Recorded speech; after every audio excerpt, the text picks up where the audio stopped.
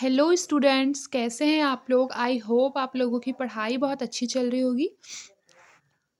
आज हम लोग फिजिक्स के एमसीक्यू सॉल्व करने वाले हैं। तो चलिए आइए शुरू करते हैं। आपको पहला क्वेश्चन दिखाई दे रहा होगा कि निम्न में से कौन सा स्टेटमेंट रॉन्ग है।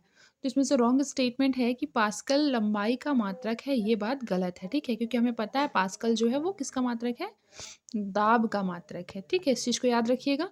और बाकी ये तीनों स्टेटमेंट सही है कि प्रकाश वर्ष लंबाई का मात्रक है, पारसेक भी लंबाई का मात्रक है, फर्मी भी लंबाई का मात्रक है। ठीक है, रॉन्ग हमारा ऑप्शन नंबर डी है। फिर है ध्वनि की चाल किसमें अधिकतम होती है। तो याद रखिएगा ध्वनि की जो चाल होती है ना, वो ठोस में सबसे ज़्यादा होती है। इस चीज़ को याद रखिएगा।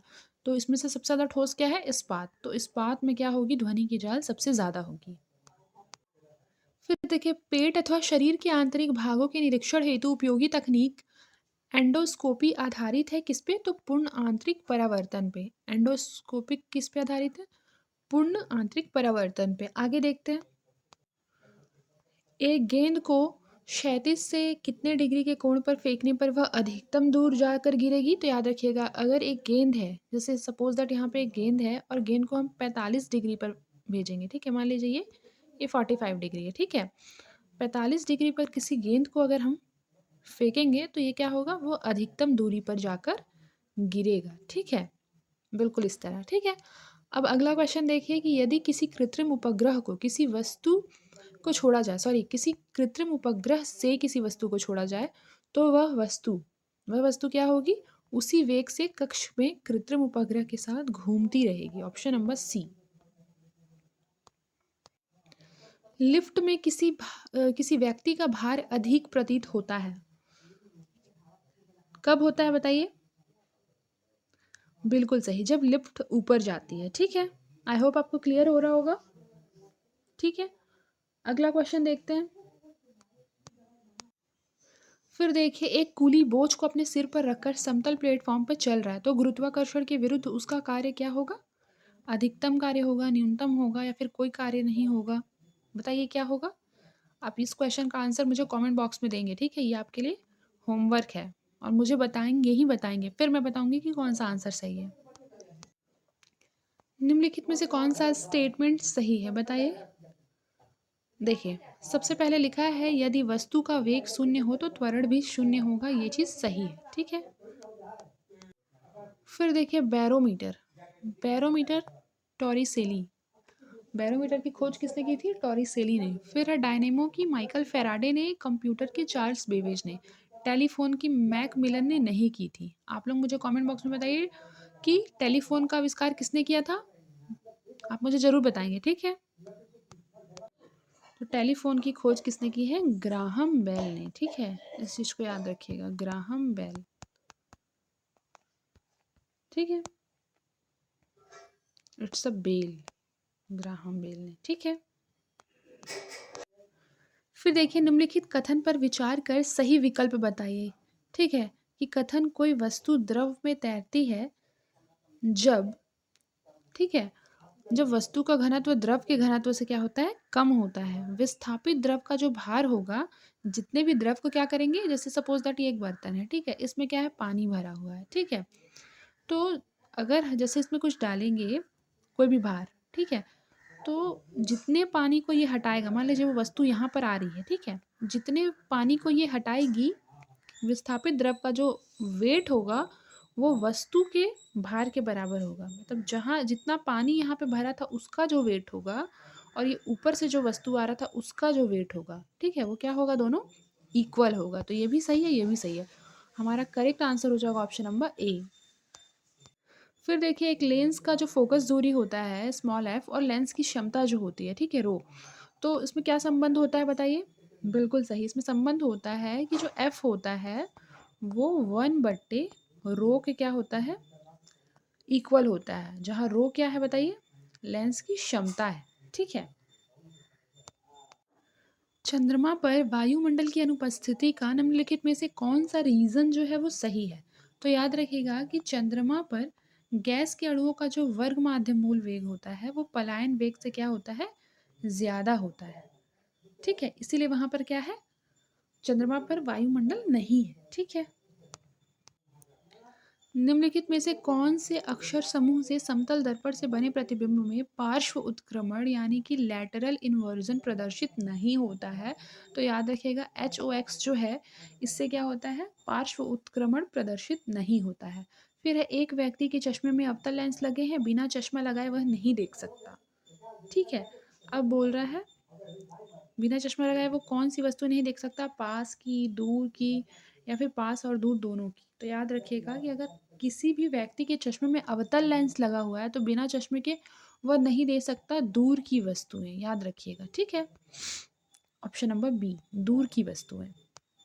और अगर पास की वस्तुएं नहीं देख सकता तो कौन सा लेंस लगा रहता? उत्तल लेंस लगा रहता, ठीक है, उत्तल लेंस। और आपको पता होगा कि जो अवतल लेंस होता है वो धँसा हुआ होता है और उत्तल लेंस जो होता है वो उभरा हुआ होता है, ठीक है? इस चीज़ को याद रखिएगा। फिर है, कथन और कारण का मनन करना है। आइए देख लेते हैं इस क्वेश्चन को। देखिए, लिखा है कथन में कि चमगादड़ अंधेरे में सुरक्षित उड़ सकती है, सही है। वह ध्वनि तरंगों के उपयोग से ऐसा करती है, सही है। ठीक है, तो इस तरह से हमारा करेक्ट आंसर हो जाएगा ऑप्शन नंबर 1, क्योंकि यहाँ दोनों सही है और दोनों सही व्याख्या भी कर रहे हैं, ठीक है। फिर है कि जब चमकीली धूप में वर्षा होती है तो सूर्य के विपरीत दिशा में इंद्रधनुष दिखाई पड़ता है, ठीक है। फिर लिखा है कारण क्या है कि श्वेत प्रकाश 7 रंगों के प्रकाश से मिलकर बना होता है, तो ये दोनों ही क्या है, बिल्कुल सही है। हवाई जहाज से यात्रा करते समय फाउंटेन पेन की स्याही से मतलब स्याही जो है वो बाहर निकल जाती है, क्यों? क्योंकि कम वायु दाब के कारण, मतलब कि लो एटमॉस्फेरिक प्रेशर के कारण क्या होता है कि जब हवाई जहाज से यात्रा करते हैं लोग तो फाउंटेन पेन से स्याही जो है वो बाहर निकल जाती है, ठीक है। फिर डायनेमो परिवर्तित करता है। डायनेमो किसे परिवर्तित करता है? तो यांत्रिक ऊर्जा को विद्युत ऊर्जा में। याद रखिएगा, डायनेमो का यूज़ होता है हमारे विद्युत ऊर्जा को प्राप्त करने में। विद्युत ऊर्जा को क्या करने में? प्राप्त करने में। इस चीज़ को याद रखिएगा, ठीक है। फिर एक चाबी भरी हुई कमानी के अंदर क्या होती है, याद बताइए। देखिए, अगर एक चाबी भरी हुई कमानी है तो उसके अंदर यांत्रिक स्थितिज ऊर्जा होती है। फिर जब इलेक्ट्रॉन एक चुंबकीय क्षेत्र से गुजरता है तो क्या होता है? याद रखिएगा, वेग उसका बढ़ जाता है। एक थर्मामीटर को स्पेक्ट्रम के विभिन्न भागों में रखा जाता है, निम्नलिखित में से किस भाग में ताप में सर्वाधिक वृद्धि होती है? तो याद रखिएगा, अवरक्त। अवरक्त जो भाग होता है, ठीक है, उसमें क्या होगा? ताप में सर्वाधिक वृद्धि होगा। अब इसमें से पूछ रहा है कि कौन सा स्टेटमेंट रॉन्ग है, तो आइए देख लेते हैं। स्टेटमेंट पहले पढ़ लेते हैं।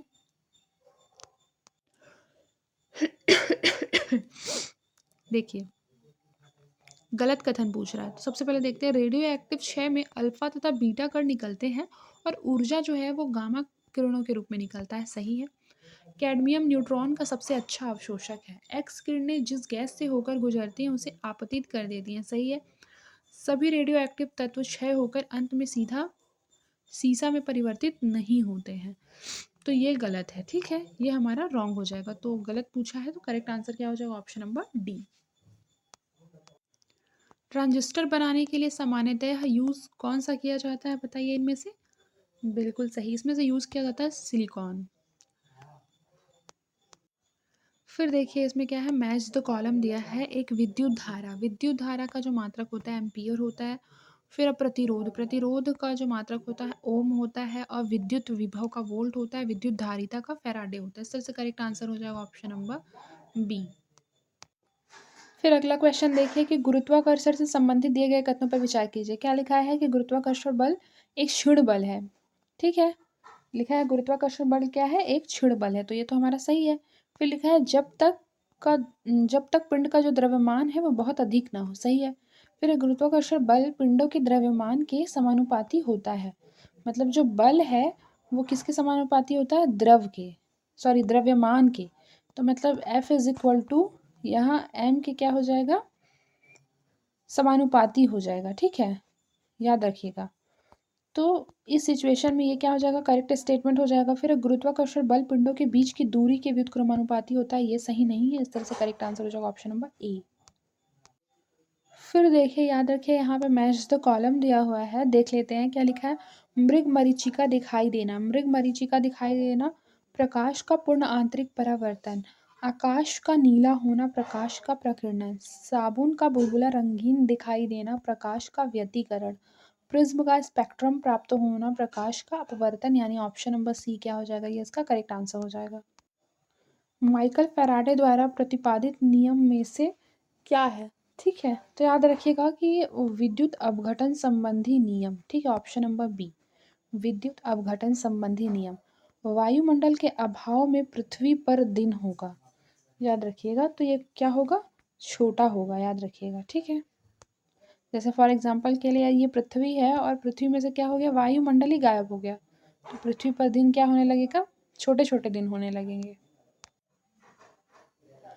निम्नलिखित में से किस गुण के कारण प्रकाश तरंगों की, फिर लिखा है निम्नलिखित में से किस गुण के कारण प्रकाश तरंगों के अनुप्रस्थता होने की पुष्टि होती है, तो इसका करेक्ट आंसर क्या होगा, ऑप्शन नंबर सी ध्रुवण। फिर है निम्नलिखित में से धनावेशित किरणें कौन सी है, तो बताइए धनावेशित किरणें कौन सी है, तो याद रखिएगा जो अल्फा किरणें होती है ना, अल्फा किरणें, ठीक है, वो क्या होती है, धनावेशित होती हैं, इस चीज को याद रखिएगा। भारी नाभिक के हल्के नाभिकों में विभाजन की प्रक्रिया क्या कहलाती है, तो याद रखिएगा ऑप्शन नंबर ए नाभिकीय विखंडन की प्रक्रिया। फॉर एग्जाम्पल के लिए एक बार देख लीजिए, जैसे ये भारी नाभिक है, ठीक है, मान लीजिए कि ये यूरेनियम है, ठीक है, यूरेनियम 92 परमाणु क्रमांक, ठीक है, और ये अगर टूटेगा तो हमारा क्या बनाएगा, बेरियम बनाएगा, और क्या बनाएगा, क्रिप्टॉन बनाएगा, ठीक है, जो कि क्या होगा, ये हल्का नाभिक होगा, ठीक है, तो इसको क्या बोलेंगे, नाभिकीय विखंडन, ऑप्शन नंबर ए।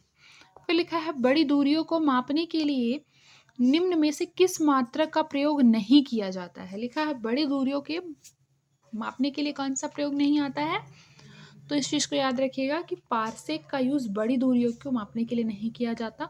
जब बड़ी दूरी मापना होता है तो प्रकाश वर्ष का यूज़ होता है, एंगस्ट्रॉम का यूज़ होता है और फर्मी का यूज़ होता है, ठीक है, इस चीज़ को याद रखिएगा।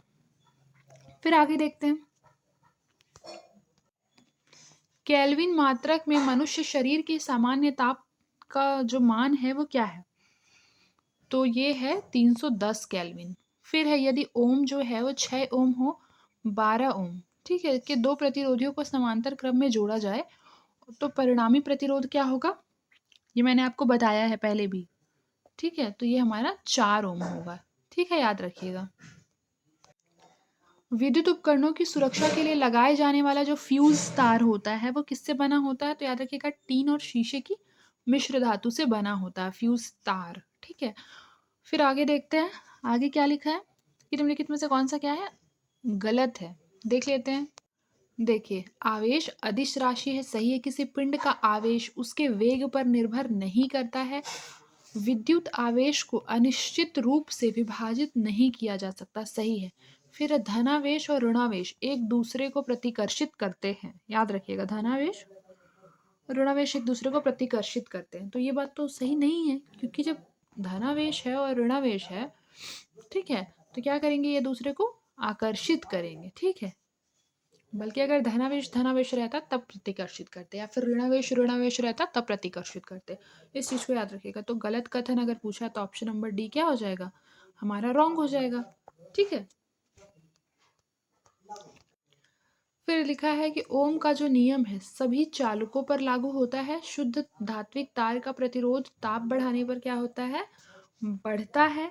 फिर क्या लिखा है, समानांतर क्रम से जुड़े प्रतिरोध का तुल्य प्रतिरोध उनमें से कम प्रतिरोध से भी कम होगा, ठीक है, तो ये भी सही है और ये भी सही है, ये भी सही है, तीनों सही है, याद रखिएगा इस चीज को, ठीक है, करेक्ट आंसर हो जाएगा ऑप्शन नंबर डी।